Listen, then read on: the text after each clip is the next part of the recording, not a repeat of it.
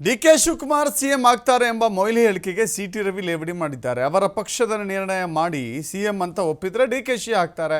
ಈಗ ಹೇಳೋದ್ರ ಮೂಲಕ ನಾನೇ ಮುಖ್ಯಮಂತ್ರಿ ಅಂದರೆ ಹೇಗೆ ಅಂತ ಪ್ರಶ್ನೆ ಮಾಡಿದ್ದಾರೆ. ಜೊತೆಗೆ ಸಿದ್ದರಾಮಯ್ಯ ಅವರನ್ನು ಕೆಳಗಿಳಿಸ್ತೇವೆ ಅಂತ ಯಾಕೆ ಅವರನ್ನು ಅಪಮಾನ ಮಾಡ್ತೀರಿ ಅಂತ ಪ್ರಶ್ನೆ ಕೇಳಿದ್ದಾರೆ.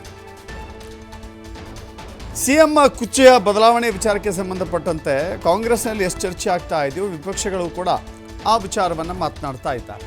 ಸಿದ್ದರಾಮಯ್ಯ ಅವರನ್ನು ಕೆಳಗಿಳಿಸ್ತೀವಿ ಅನ್ನೋದ್ರ ಮೂಲಕ ಅವರಿಗೆ ಅಪಮಾನ ಮಾಡಲಾಗ್ತಾ ಇದೆ ಅಂತ ಸಿಟಿ ರವಿ ಹೇಳಿದ್ದಾರೆ.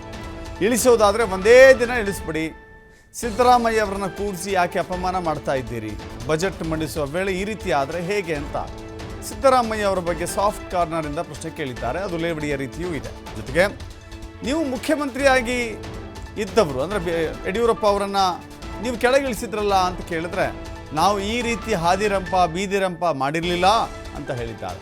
ಬೆಂಗಳೂರಲ್ಲಿ ಬಿಜೆಪಿ MLC ಸಿಟಿ ರವಿ ಈ ವಿಚಾರದಲ್ಲಿ ಮಾತನಾಡಿರುವುದು ಹೀಗೆ.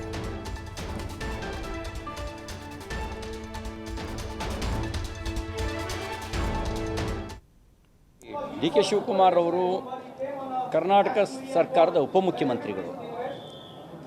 ಅವರ ಮಾತು ಉಪಮುಖ್ಯಮಂತ್ರಿ ಸ್ಥಾನದ ಗೌರವಕ್ಕೆ ತಕ್ಕದಾಗಿ ಇತ್ತ, ಅವರ ಮಾತು ಕರ್ನಾಟಕದ ಸಂಸ್ಕೃತಿಯನ್ನು ಪ್ರತಿಬಿಂಬಿಸುವ ರೀತಿಯಲ್ಲಿತ್ತ, ಬೆದರಿಕೆ ಹಾಕೋದು ಪ್ರಜಾಪ್ರಭುತ್ವ ವ್ಯವಸ್ಥೆಗೆ ಗೌರವ ತರುವ ಸಂಗತಿ ಅಲ್ಲ. ಬೆದರಿಕೆ ಹಾಕೋದು ಮತ್ತು ಕಲಾವಿದರು ಯಾರುವೆ ಕಾಂಗ್ರೆಸ್ ಪಾರ್ಟಿಯ ಜೀತದಾಳಗಳಲ್ಲ. ಮುಖ್ಯಮಂತ್ರಿ ಬದಲಾವಣೆ ವಿಚಾರಕ್ಕೆ ಸಂಬಂಧಪಟ್ಟಂತೆ ವೀರಪ್ಪ ಮೊಯ್ಲಿ ಹೇಳಿಕೆ ನೀಡಿದ ನಂತರದಲ್ಲಿ ಒಂದು ಸಂಚಲನ ಸೃಷ್ಟಿಯಾಗಿದೆ. ಮೊದಲಿನಿಂದಲೂ ಕೂಡ ಡಿ ಕೆ ಶಿವಕುಮಾರ್ ಆಪ್ತರೆಲ್ಲರೂ ಕೂಡ ಮುಖ್ಯಮಂತ್ರಿ ಆಗ್ತಾರೆ ಅಂತ ಹೇಳಿ ಅಲ್ಲಲ್ಲಿ ಮಾತನಾಡ್ತಾ ಇದ್ರು. ಈ ವಿಚಾರದಲ್ಲಿ ಬಹಳ ದೊಡ್ಡ ಮಟ್ಟದ ಸದ್ದು ಮಾಡಿದ್ದು ಕೂಡ ಸುಳ್ಳಲ್ಲ. ಕಳೆದ ಬಾರಿ ಡಿ ಕೆ ಶಿವಕುಮಾರ್ ಅವರ ಮುಖ್ಯಮಂತ್ರಿ ಆಗ್ತಾರೆ, 2.5 ವರ್ಷ ಹಂಚಿಕೆ ಆಗಿದೆ ಅನ್ನೋದು ಕೆಲವರ ಮಾತಾಗಿತ್ತು.